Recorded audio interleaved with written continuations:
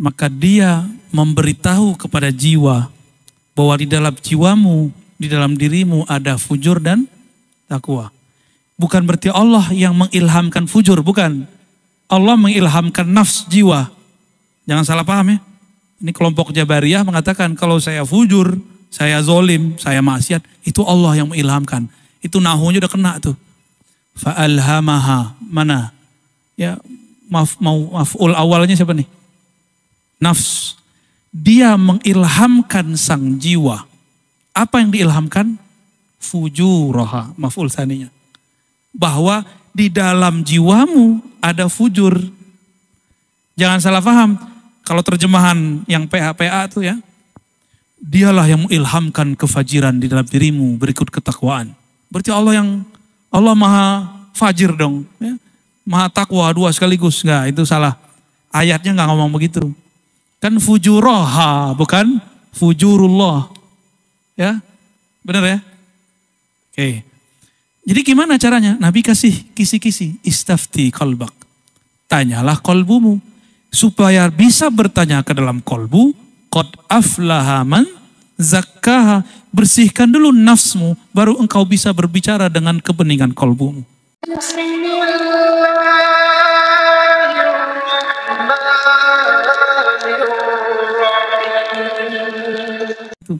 Cuma masalahnya sekarang udah masuk ke YouTube, masuk ke masjid. Bikin rusuh di mana-mana. Makanya beliau kemudian ngomporin saya untuk bahas itu lagi. Padahal ini pembahasan udah saya kubur sebelum pandemi. Baik. Ijtihad ulama disebut bid'ah. Abu Bakar ulama gak? Umar ulama gak? Mereka beda. Beda gak? Bukhari punya kaidah sahih. Muslim punya kaidah sahih. Mereka ulama gak? Gimana? Beda gak? Hati-hati ketika berbicara. Jadi benarlah kata Nabi di Sahih Bukhari itu. Bisa jadi orang berbicara. La yara ba'san. Dia mengira gak apa-apa. Tapi ketika dia ngomong begitu. Yahwi sab'ina kharifan. Dia jatuh ke dalam neraka Jahannam. Sab'ina kharifan. 70 kharif. 70 musim. 70 musim sana. Kalau di sana 1 hari 1000 tahun. 70 musim. Antum kalian 70.000 tahun. Baru jatuh di bawah api neraka. Dia ngomong sembarangan. Hati-hati kalau berbicara itu. Karena sama dia dengan mengatakan Imam Syafi'i, para sahabat itu ahli bid'ah semua. Atau mereka bukan ulama. Saya dengar ada orang bahlul ngomong, jika Imam Syafi'i berbeda dengan Nabi, dahulukan Nabi. Itu benar-benar gila itu. Kok ada logika setan begitu tuh? Terbayang gak oleh antum, Imam Syafi'i setiap hidupnya itu, lihat kitab Al-Um, itu hidup dia itu. Mulai dari awal bangun sampai tidur lagi semuanya sunnah. Imam Bukhari belum ada zaman itu. Gak ada keluar dari sunnah. Itu Imam Syafi'i dia katakan apa? Kalau Syafi'i beda sama Nabi, dahulukan Nabi. Loh kita kenal Nabi itu karena berkat Imam Syafi'i. Kayaknya harus kita ganti. Kalau Nabi beda sama ente kita pecel. Kita jadiin pecel aja dia ya. Ini gawat bener orang-orang begini. Belakangan tambah menggila. Apa kata dia? Kalau sahabat beda dengan Nabi, maka kita harus ikut Nabi, tinggalkan sahabat. Itu orang di dalamnya apa itu? Iblis atau apa itu? Ini gergetan loh kalau saya begini. Kenapa? Ini lebih bahaya dari Syiah. Lebih bahaya dari Mu'tazilah. Lebih bahaya dari Khawarij. Khawarij itu cuma mengkafirkan Sayyidina Ali, Sayyidina Muawiyah, dan kelompok mereka berdua. Kalau Syiah memfasikkan sahabat-sahabat besar selain Ahlul Bait. Kalau ini apa kata dia? Jika sahabat berbeda dengan Rasul, maka kita tinggalkan sahabat ikut Rasul. Sama nggak dengan Syiah? Mereka juga nggak percaya Ahlul Bait. Itu sahabat dia siapa lagi? Ahlul Bait dia siapa lagi? Ini berbahaya. Logika-logika ini dipakai oleh orang-orang awam. Ini kalau dibiarkan tubuhnya tubuh muslim, tapi ruhnya bukan ruh suci. Tapi itu ruh kegelapan, ruh iblis di dalamnya. Ya logikanya udah gak benar. Dan antum ini bukan nakut-nakutin. Ke depan kalau ini tidak diredam, akan tambah banyak. Maka orang-orang seperti Kiai Ma'ruf Khazin harus kita jaga benar. Ya, karena beliau serius ngurusin itu. Kalau saya udah comfort ke tasawuf. Ini dipaksa murtad lagi nih. Fadal. Jazakumullah. Nah, jadi sekali lagi kita kemudian menjadi lebih faham, menjadi lebih mengerti untuk menjaga tutur kata, untuk menjaga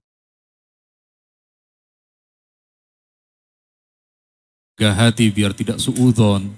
Nah, kemudian berikutnya kita akan memasuki fase yang kata beliau tadi disebutkan riwayat rasa dalam mengamalkan hadis yang dikenal dengan, kalau di sini di perkotaan Bu ya, istilah sufiyah itu identik dengan kuburiyun begitu itu, sehingga kemudian di kota ini menyebutnya dengan istilah tazkiyatun nufus meskipun isinya sama. Sama seperti ketika melarang mengucapkan Sayyidina, Sayyidina itu bid'ah. Tapi giliran bersalawat untuk junjungan kita Nabi Muhammad lah, junjungan itu kan Sayyidina. Jadi satu sisi dibid'ahkan, sisi yang lain diamalkan. Tapi tidak apa-apa, ini kita tidak mempermasalahkan soal itu.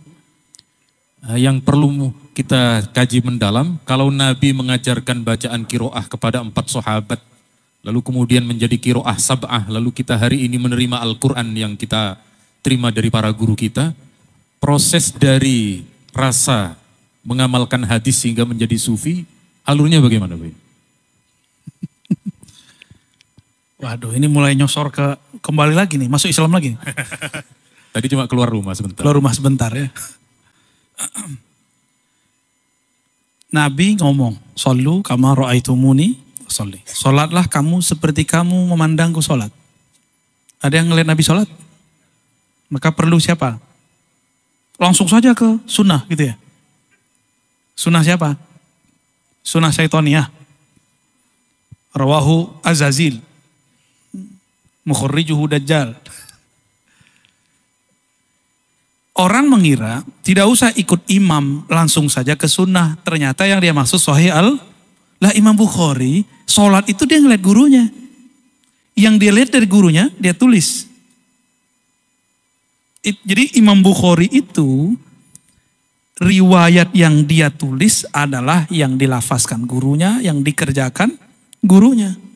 Karena Imam Bukhari nggak ketemu Rasul Shallallahu Alaihi Wasallam. Imam Bukhari hanya ketemu orang abad ketiga Hijriah. Jadi gak ketemu Rasulullah SAW. Beliau lahir tahun 194. Oke. Wafat tahun 256. Ketemu Rasul gak? Rasul SAW wafat tahun 11. Ketemu gak? Gak ketemu. Terus ketemu siapa? Ketemu Imam Humaidi. Humaidi ketemu Imam Sufyan bin Uyainah. Berikut Syafi'i.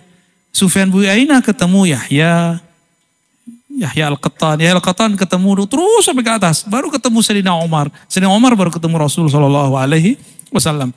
Gak langsung kok Imam Bukhari ke Nabi. Maka ada namanya Sulasiyat Al-Bukhari. Jarak terdekat Bukhari dengan Nabi itu tiga orang. Dia gak ketemu Nabi. Kalau satu orang umurnya 50, berarti 150 tahun. Gitu. Hatta Sahih Bukhari tidak langsung ke Nabi. Coba antum baca Sahih Bukhari kitab Mawaqitus Shalah atau Sifatus Shalah. Bisa langsung sholat gak? Saya pastikan tambah bingung sholatnya. Karena cara sholat itu tidak ada riwayat minal awal ilal akhir. Gak ada. Yang menggabungkan itu namanya ahlul fiqh. Ahli fikih meriwayatkan af'alun Nabi. Jadi saya definisikan ulang ya. Ahlul hadis yarwuna alfazan Nabi. Alfaz ini berisi perbuatan, kaul, takrir. Kalau al-fuqaha meriwayatkan pemahaman Nabi yang kemudian diriwayatkan ke masa-masa setelahnya berikut prakteknya. Maka kita sebut af'alnya. Jadi mafahimnya apa, lalu diterapkan jadi af'al, apa perbuatan bentuknya. Kalau ahli hadis nggak ngomong tentang perbuatan dan pemahaman, dia riwayat aja. Itu sebabnya jika terjadi khilafiyah hukum antara ahli fikih dan hadis, maka ahlul fiqh arjah, lebih kuat ahlul hadis. Jika terjadi perbedaan antara orang ahli akidah dengan ahli hadis, maka didahulukan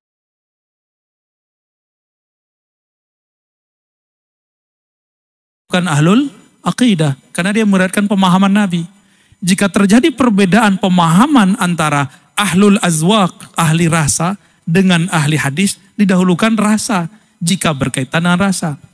Tapi jika mereka kelompok ahli hadis, ahli fikih, ahli akidah, ahli rasa ini berbicara dalil, maka yang lebih ulama siapa? Lebih utama siapa? Ahlul hadis. Gitu. Jadi kalau referensi ke ahli hadis, kalau pemahaman sekantung ilmunya. Ahlul hadis itu bukan sebuah mazhab, bukan sebuah manhaj. Tadi saya sudah sampaikan, manhaj Imam Bukhari beda dengan Muslim. Ada 7 manhaj dalam sahih.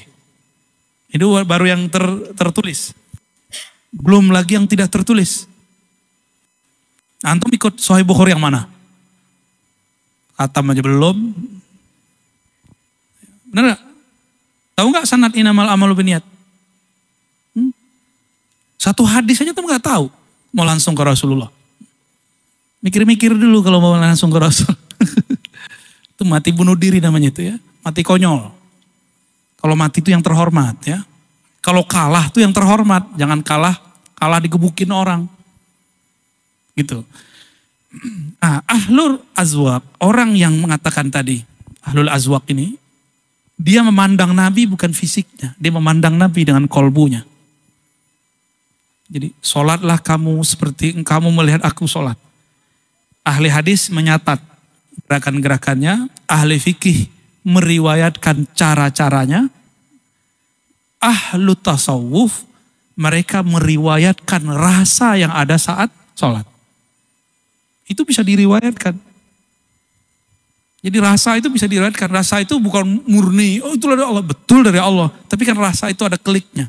Bisa dibuka. Maka Imam Ghazali berani sekali mengatakan ilmu fikih itu ilmu ma'rifatus sihah wal batil. Ya, as-sahih wal batil. Sedangkan ilmu tasawuf ma'rifatur rad wal qabul. Canggih gak tuh? Amal antum diterima atau tidak?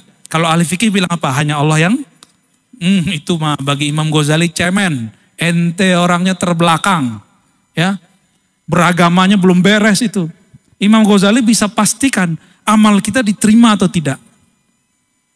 Ada indikatornya, ada ilmunya. Hadisnya ketahuan mana yang diterima, mana yang tidak. Ahli fikih juga tahu sah dan batal. Masa ahli tasawuf tidak boleh? Ya, ahli hadis, ahli fikih udah. Ahli tasawuf masa nggak boleh buat indikasi sendiri? Mereka juga punya ijtihad. Zikir yang betul-betul wusul, itu ada indikatornya. Ada tahapan-tahapannya. Sholat kan dimulai dari takbir, diakhiri dengan salam, benar? Sama. Tasawuf itu diawali dengan taubah, diakhiri dengan ridho. Ada cara-caranya. Sebagaimana Rasulullah SAW mengajarkan, begitu juga kita mengajarkan. Kalau ingin rapi, belajar ke ahli hadis. Kalau ingin rapi gerakan sholatnya, belajar ke ahli fikih. Jika ingin rapi kolbunya, belajar ke ahli tasawuf. Gitu, ya. Jadi sekali lagi inti yang dari beliau sampaikan terkait dengan zauk. Zauk itu cita rasa ya. Jadi ilmu tasawuf itu diambil dari akhlaknya Nabi. Jadi bagaimana Nabi bermuasyarah dengan para sahabat, dengan orang-orang tidak pernah menunjukkan rasa sombong. Itu kalau kemudian di dalam kitab tasawuf, di dalam kitab Ihya biasanya ada di juz 3 dan juz 4. Ya, Rubu'ul Muhlikat, Rubu'ul Munjiat. Nah, sekarang ini ya, alhamdulillah beliau kemarin rawuh ke pondoknya Kiai Hamid di Pasuruan. Kiai Hamid itu pernah dawuh begini, ruhnya kitab Ihya itu ada di juz 3. Ya, jadi di Rubu'ul Munjiatnya. Nah, kita hari ini kemudian tidak mungkin kita mengkhatamkan yang ada di dalam kitab Ihya, tetapi kita mengambil al-maknunnya. Karena setiap ilmu itu memiliki satu perahan. Ya. Satu perasan. Jadi misalnya kita naik ke atas pohon kelapa, kemudian tempurungnya dibuka, dagingnya diparut, lalu kemudian diperas. Nah hari ini kita mempelajari dari Buya Rozi tentang tasawuf itu yang sudah matang. Ya. Kalau masih suluk, ya memang tetap perlu. Tetapi paling tidak menjadi sebuah pemahaman bagi kita, ternyata orang yang mempelajari ilmu tasawuf itu memiliki dalil dari Nabi, kemudian dibenarkan di dalam Islam, dan sebenarnya seperti yang beliau sampaikan, itu adalah tujuan dari hidup justru terdapat di sana. Jadi bagaimana Bu ya, menurut panjenengan ulasan dari Antum barusan.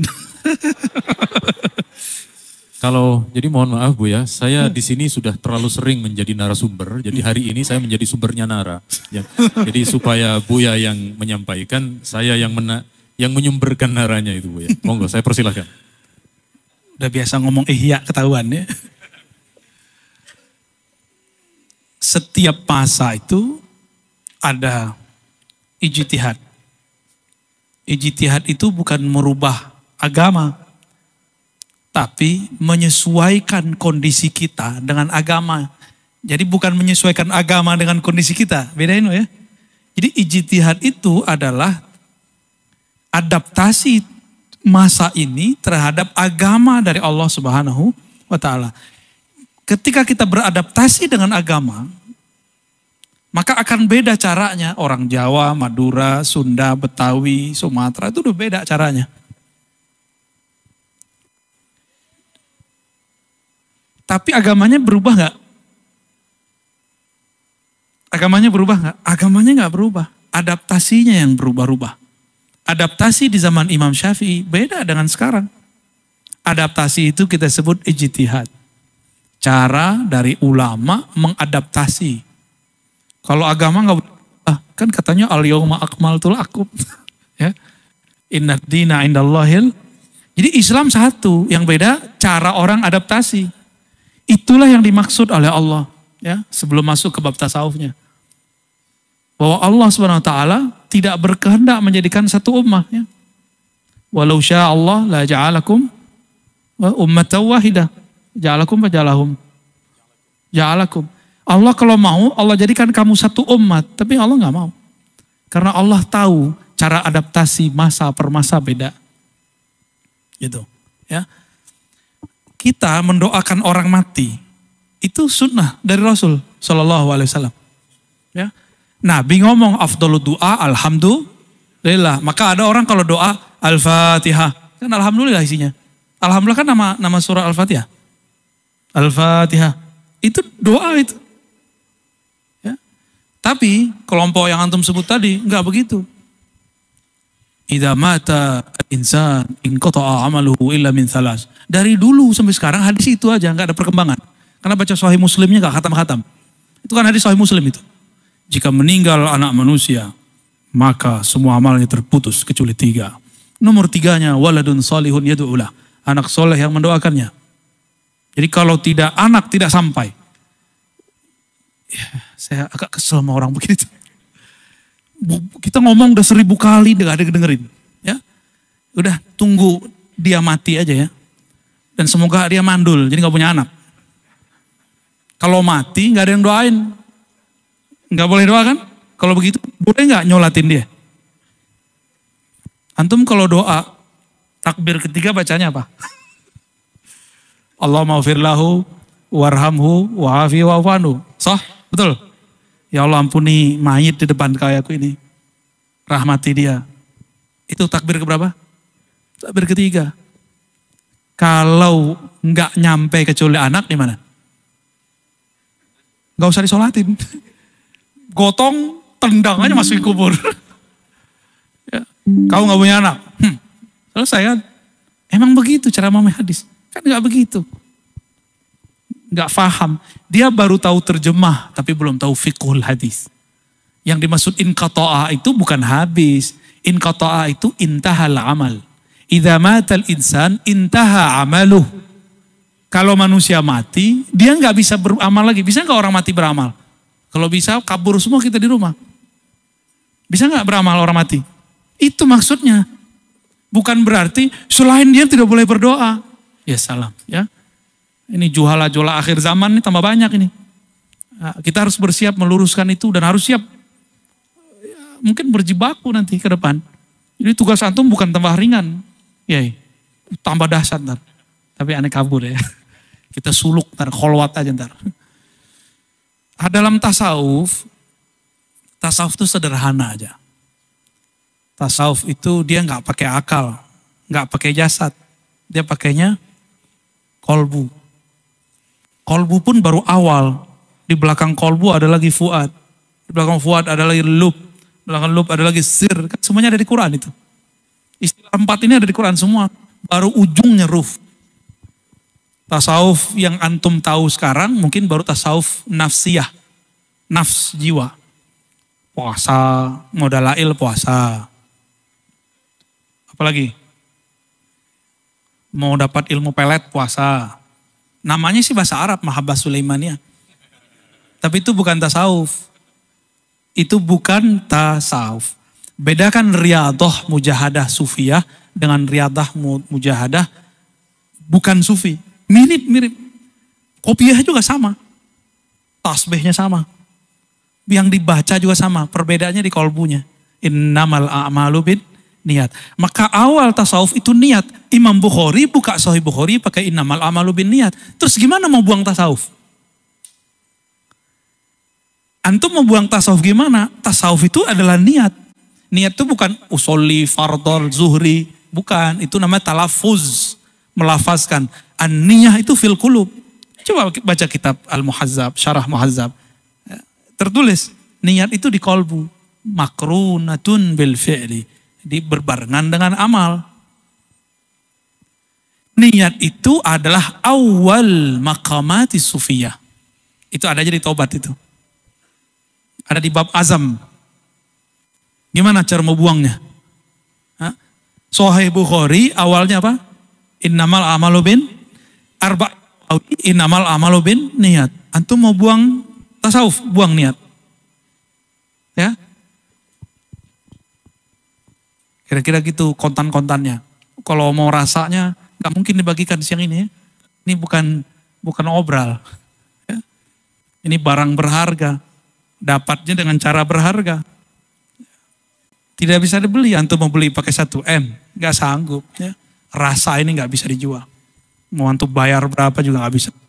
Karena ujungnya nanti husnul khotimah. Bisa bayar nggak? Nggak bisa. Merasakan lezatnya zikir. Nggak bisa dibayar. Cuma karena sayang guru. Guru pun kasih. Itulah yang dimaksud irhamu man fil ard yarhamukum man fis sama. Sayangi makhluk di bumi. Irham. Ya. Maka yang di langit sayang kepada kamu. Jadi kita ini ngajar karena sayang. Karena kalau mau digaji. Ilmu beliau ini terlalu tinggi untuk digaji. Ya, Nurul Hayat habis duitnya untuk gaji beliau.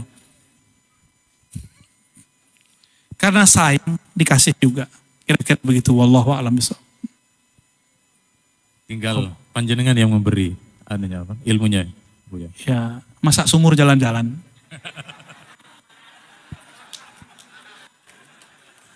Allahumma sholli ala Muhammad. Terus bagaimana ini Bu ya? Kita kan di dalam hati itu ada 2 khotir ya, ada 2 pembisik. Begitu kita bangun, itu kan ada bisikan, ayo bangun sholat subuh tahajud. Tetapi ada bisikan tidur dulu masih 3:30, masih jam 3. Kalau di dalam Al-Qur'annya, wa nafsi wa ma sawwaha fa'alhamaha fujuraha wa taqwaha qad aflaha man zakkaha wa qad khaba man dassaha. Ini cara bagi kita, sebab hampir semua. Ini ada pengajian Buya Ar-Razi, berbarengan dengan kawan ulang tahun. Ikut ngaji apa ikut ulang tahun, itu kan selalu... Ikut ngaji. Alhamdulillah. Kalau kemudian hati tergerak datang, hadir ke majelisnya para kiai, para habaib, berarti kita menangkan itu. Nah, ketika 2 hal itu terus berkecamuk di dalam hati Bu ya, resep ataupun cara agar kemudian mengalahkan yang bisikan syaitan dan kemudian mengarah kepada bisikan yang baik itu bagaimana? Jawabannya ada di ayat itu. Fa'alhamaha fujuraha wa taqwaha. Maka dia memberitahu kepada jiwa bahwa di dalam jiwamu, di dalam dirimu ada fujur dan takwa. Bukan berarti Allah yang mengilhamkan fujur, bukan. Allah mengilhamkan nafs jiwa. Jangan salah paham ya. Ini kelompok Jabariyah mengatakan kalau saya fujur, saya zolim, saya maksiat, itu Allah yang mengilhamkan. Itu nahunya udah kena tuh. Fa'alhamaha, mana? Ya, maf'ul awalnya siapa nih? Nafs. dia mengilhamkan sang jiwa. Apa yang diilhamkan? Fujuraha, maf'ul tsaninya. Bahwa di dalam jiwamu ada fujur. Jangan salah paham. Kalau terjemahan yang PA-PA itu ya, dialah yang mengilhamkan kefajiran di dalam dirimu berikut ketakwaan. Berarti Allah maha fajir dong. Ya. Maha takwa dua sekaligus. Enggak, itu salah. Ayatnya enggak ngomong begitu. Kan fujuraha, bukan fujurullah. Ya, benar ya? Oke. Jadi gimana caranya? Nabi kasih kisi-kisi. Istafti qalbak. Tanyalah kolbumu. Supaya bisa bertanya ke dalam kolbu. Qad aflaha man zakkaha. Bersihkan dulu nafsmu. Baru engkau bisa berbicara dengan kebeningan kolbumu. Dan itu gak mungkin kalau gak berguru. Orang nahu soraf aja ada gurunya. Orang nulis abata saja ada mursyidnya. Terus antum bilang, saya udah ngaji. Cukup ngaji ihya, gak perlu berguru. Itu pengkhianat ihya. Karena penulis Ihya Ulumuddin berguru. Sama kayak tadi yang mengatakan gak usah ikut imam. Saya cukup baca Sahih Bukhari. Itu pengkhianat Sahih Bukhari. Karena Imam Bukhari berguru ribuan ulama hadis. Imam Ghazali loh punya mursyid. Antum udah punya mursyid belum? Belum. Gimana mau jadi ulama? Gimana mau jadi wali? Wali setan kali ya? Kan wali dua aja. Waliur Rahman, waliur syaitan. Yang gak berguru wali setan. Man la syaikha lahu fa syaikhu syaitan. Sederhana, sesederhana itu. Dan betapa sombongnya para fuqaha, ahli nahwu, ahli sorof, ahli baca kitab kuning, para kiai. Dia tidak mau bermursyid. Dia cuma, saya cukup torikoh saya Quran. Ya salam. Quran itu kan punya guru. Ente baru ngambil gurunya, hafalannya, tajwidnya. Belum isyarahnya. Untuk ngambil isyarat Quran, mesti ada mursyid lain. Gitu. Maka Imam Syafi'i enggak gurunya satu, gurunya banyak. Hafalannya Az-Zanji, pemahamannya Imam Malik. Gurunya siapa lagi? Banyak beliau punya guru. Jadi kita jangan cukup satu guru. Ya. Tapi dalam ilmu rohani sama dengan sekolah. Bisa enggak orang sekolah sekaligus dua? Bisa enggak? Enggak bisa kan? Tapi dalam satu sekolah banyak guru enggak? Gitu. Kepala sekolahnya satu apa dua? Nah, tetap kepala sekolahnya satu. Gurunya yang banyak, ini mentor-mentornya. Mentor boleh banyak, mursyid cukup satu. Ustadz antum boleh banyak, saya dengar ini. Tapi kalau mursyid ini yang meresepkan obat untuk kolbu. Jangan kebanyakan, ntar ngadu-ngadu ustadz. Ntar aneh pulang, Kiai Ma'ruf diadu mana kan? Kata rezim, terbalik antum kata... Itu murid-murid begitu bakal ada setiap masa. Ya, hati-hati sama murid begitu. Oh, kalau sekarang lebih canggih Kiai. Lewat YouTube. Nanti dibuat versi Ma'ruf Khazin, versi Ar-Razi. Gitu. Dibuat versus. Nanti ada masanya mereka buat begitu. Ya. Anda sama UAS kan dibuatin orang. Ya, Ar-Razi, UAS, versus. Ya. Ntar lagi sama Kiai Idrus tuh. Ar-Razi versus Idrus. Itu yang buat dulu yang ngadu Imam Al-Qarabisi, Imam Ahmad, tipenya sama itu. Yang ngadu Imam Abu Hanifah dengan Hamad bin Zaid. Sampai saya Hamad bin Zaid mengatakan Abu Hanifah itu najasatul ard. Najisnya bumi. Kata Imam Hamad bin Zaid. Karena dia diadu-adu sama orang. Hati-hati yang jadi ustadz, yang jadi murid. Jangan adu guru kita. Ya, semua guru saya gitu. Saya nggak mau adu. Gitu aja ya. Wallahu a'lam bishawab. Untuk menuju sholat zuhur sebenarnya masih kurang setengah jam. Jadi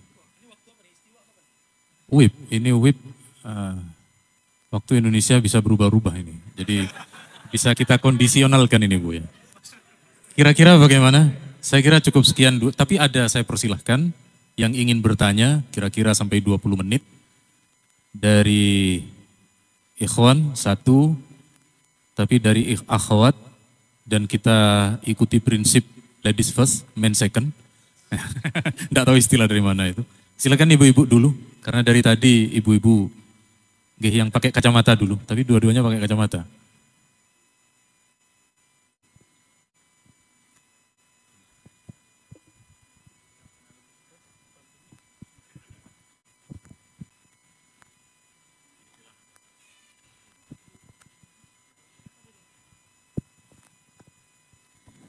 Assalamualaikum warahmatullahi wabarakatuh. Terima kasih Buya atas penjelasan dan kajian-kajian dari YouTube yang telah kami peroleh. Mudah-mudahan bermanfaat buat kami semuanya dan kami mohon ridhonya Buya untuk mengikhlaskan. Pertanyaan kami, banyak dari kalangan ibu-ibu yang bertanya, kami cuma mewakili. Ketika perempuan itu udur Buya, itu ada semacam kerinduan untuk sujud, untuk baca Quran. Itu menurut Buya bagaimana kalau ditinjau dari orang-orang yang ahli tasawuf, ketika perempuan udur itu ingin selalu dekat dengan Allah sementara dia dalam keudurannya itu tadi. Terima kasih Buya.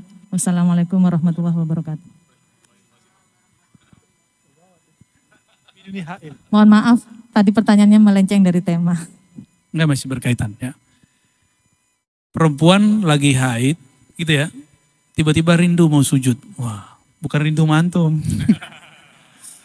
Rindu mau sujud. Kita ambil kiasnya ke Sayyidina Abu Sa'id dan Abu Hurairah. Jadi beliau ini lagi junub. Belum mandi, kan gak ada WC dalam rumah, gak ada kamar mandi dalam rumah. Adanya di hammamat. Maka beliau keluar, ketemu Rasulullah SAW. Rasulullah ini kalau ketemu bukan nunggu dicium tangannya, Nabi yang nyodorin tangannya. Tuh, beda sama kita ya. Beda benar sama kita. Kalau saya kabur. Apa kemudian yang dilakukan oleh dua sahabat ini beda-beda masa, beda kasus. Kejadiannya hampir sama, tapi beda waktu ya. Mereka mengatakan, saya sedang junub wahai Rasulullah. Apa kata Nabi SAW?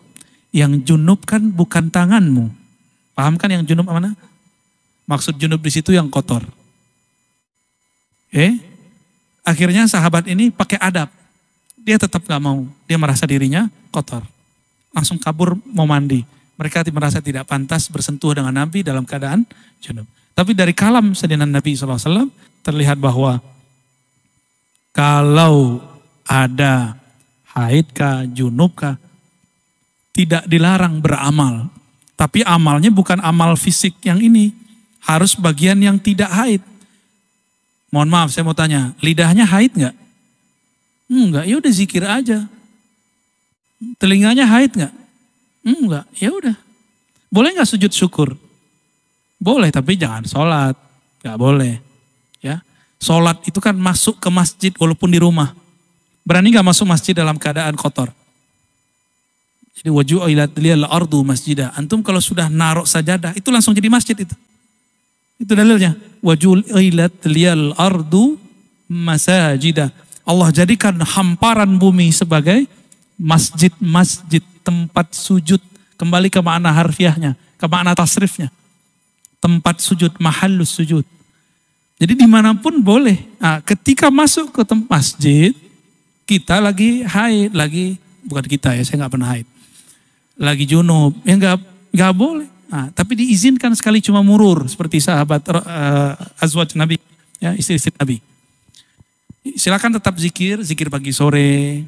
Ya, yang paling gampang tuh yang saya kasih itu zikir maqalidus samawati wal ard, zikir buhul-buhul langit. Ya, zikirnya sudah biasa kita ketahui itu Pak, ada tambahan di situ la haula wala quwwata illa billah. Baca pagi sore itu cukup menghilangkan kerinduan kepada Allah, menawar bukan menghilangkan, memberikan penawar. Jadi hidup ini sebenarnya adalah asyauq wal mahabbah, enggak lebih dari itu. Rindu kepada siapa itu yang kita cari-cari. Dikira rindu kepada orang cakep, kepada orang pinter. Cakep itu jamalullah yang ada pada dia. Orang pinter itu ilmullah yang ada pada dia. Jadi semuanya kita cari sebenarnya Allah. Tapi ketika menikah katanya orang alim ini alim, ternyata dia gak alim semua. Ketika menikah dengan orang cakep, gagah, cantik, ternyata cantik itu cuma ketika sebelum menikah. Habis menikah, bau keteknya kecium. Gak penting. Apalagi mukanya mulai jerawatan, mulai keriput, segala macam. Jadi yang kita lihat itu sebenarnya tetap sifat-sifatnya Allah.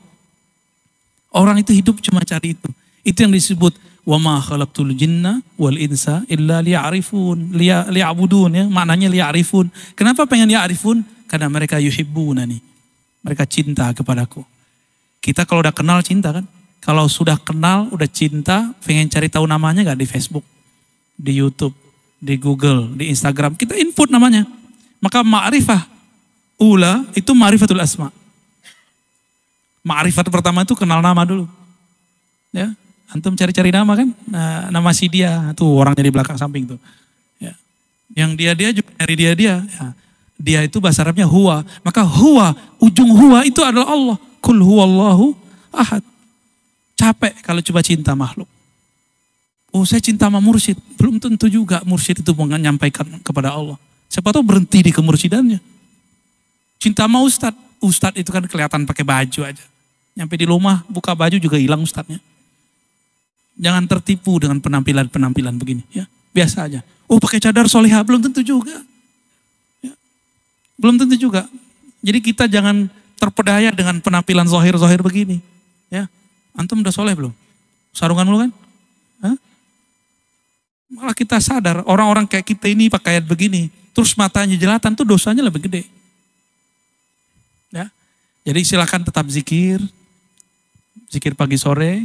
Kalaupun ada lafaz Qur'annya diniatkan zikrullah, bukan niat baca Qur'an, dan itu boleh. Imam Syafi'i, Imam Nawawi lebih tepatnya membolehkan itu dalam kitab Azkar An-Nawawi. Ya, tafadhal.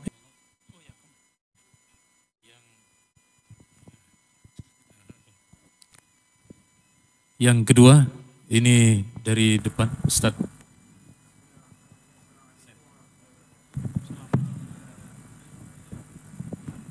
Mungkin salamnya tidak usah diulang lagi, Okay. meskipun pakai mic. Yang ingin saya tanyakan yaitu adalah tadi itu dijelaskan bahwasanya yaitu kesohiannya sohehnya Imam Bukhari itu tidak sama dengan sohehnya Imam Muslim. Itu mungkin bahasanya standar SOP-nya itu berbeda dengan Muslim. Mungkin bagaimana menurut jenengan yaitu tentang Syekh Albani, kan Syekh Albani kan banyak itu ada yaitu di buku Indonesia kebanyakan yang disohihkan. Menurut jenengan gimana kesohihannya atau Syekh Albani? Terima kasih. Sohahu Ma'ruf Khazin. Itu lebih seru itu. Ya. Baik. Jika Imam Bukhari dan Muslim beda ijtihad mengenai standar sahihnya, lalu datang orang sekarang seperti Syekh Albani rahimahullah yang juga punya standar, tapi standar dia bila standarin, itu pas dicek, yang ngecek juga ahli hadis, Sayyid Hasan bin Ali As-Saggaf, ya, kawan Said Foda. Tapi belakangan mereka debat lagi dalam bab akidah. Tapi dalam hadis ini bagus. Tanaqudat Albani Al-Wadihat. 3 jilid. Jilid pertama sudah memuat 1000 kontradiksi Albani sendiri. Jadi di kitab A dikatakan hadis sahih, di kitab B dia bilang hasan. Di kitab A hasan, di kitab B dhaif. Bahkan ada sahih sama dhaif. Jadi dia standarnya mana? Standarun bila standarin. Ya. Kaidah bila kaidatin. Gak ada kaidahnya Syalbani itu. Kaidahnya langsung dikatakan oleh guru saya Dr. Barisada Al-Laham, ya. Iza ajabahu sahahahu. Kalau dia takjub dia sahihkan. Ini ada contohnya ntar. Wa iza lam yu'jibhu dha'afahu. Kalau dia enggak senang dia dhaifkan. Antum mau tahu contohnya? Ada di Sunan Abu Daud, ada di Sunan Tirmizi, ada di Sunan Ibnu Majah, ada di Musnad Ahmad. Riwayat mengenai ruqyah. Penjagaan pagi sore. Bismillahi, enggak pakai bismillah. A'udzu bikalimatillahi tammat min syarri ma khalaq. Itu diriwayatkan oleh Abdullah bin Amr. Beliau mendapatkan dari baginda Rasulullah sallallahu alaihi wasallam. Lalu kata Albani, itu ada riwayat setelahnya. Abdullah bin Amr jika punya anak kecil, maka dia tulis di kulit atau di kertas dan di apa namanya? Dijahit, dijadiin kalung kayak si pitung di Betawi. Atau dulu orang Madura begitu kan? Sampai sekarang? Ya salam. Ya. Nggak cukup pakai smartphone. Antum mau kirim sihir ada mas smartphone ketahan sama dia tuh. Ya, kalau smartphone-nya smart kolbu. Terus gimana? Kata Syekh Albani, qit'atul ula sahihah wa qit'atul tsaniyah laisa bisahih. Jadi yang sahih cuma bagian depannya doang, yang bagian belakang beliau membuat jimat untuk anaknya itu tidak sahih. Tuh kan suka-suka dia kan? Jadi benarlah kata Syekh Badi Sayyid Al-Ham, idza ajabahu sahahu wa idza lam yujibhu dha'afahu. Ya.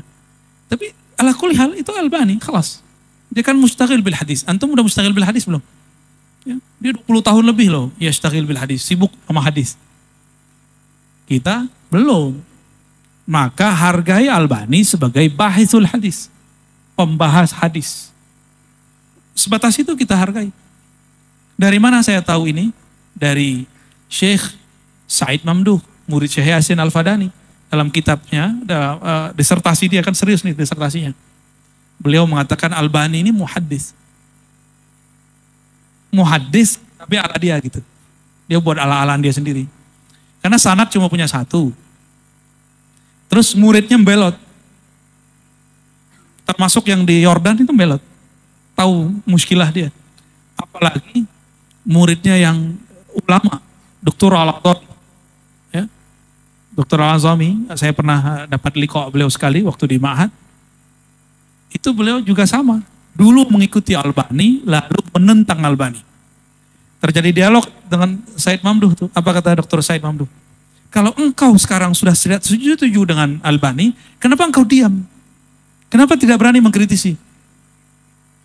Beliau ditanya begitu, lebih diam lagi. Ternyata mereka hidup di negeri, yang negeri itu sangat menghormati Albani. Saudi. Jadi di Saudi, antum coba-coba kritik Albani, wow. Sama di sini.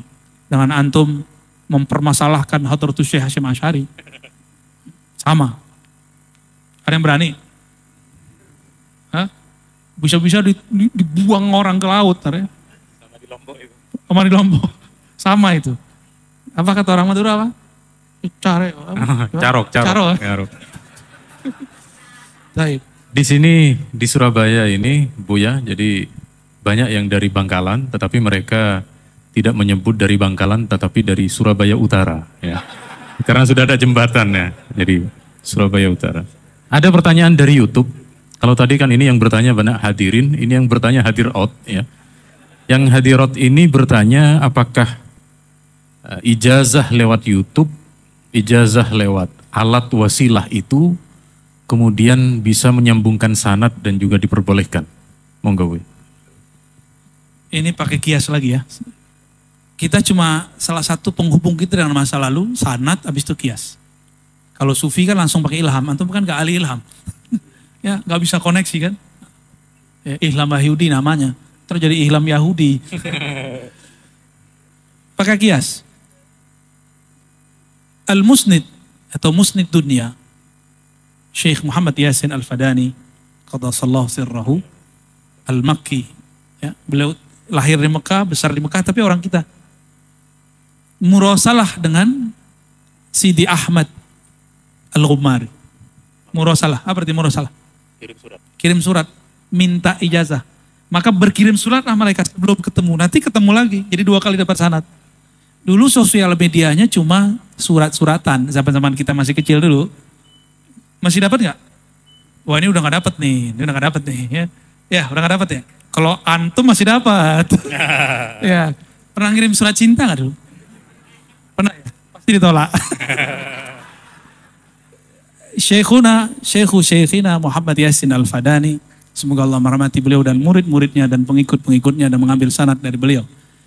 Itu berkirim surat tidak hanya ke sana, ke India, ke Sudan, kemana yang beliau nanti kalau beliau biasanya sudah punya waktu luang baru pergi. Ini cara perginya juga dulu kan zaman gak ada paspor. Kadang gak pakai tiket pesawat, gak tahu-tahu udah nyampe. Dan itu dia disaksikan oleh murid-muridnya. Ada muridnya di Hadramaut.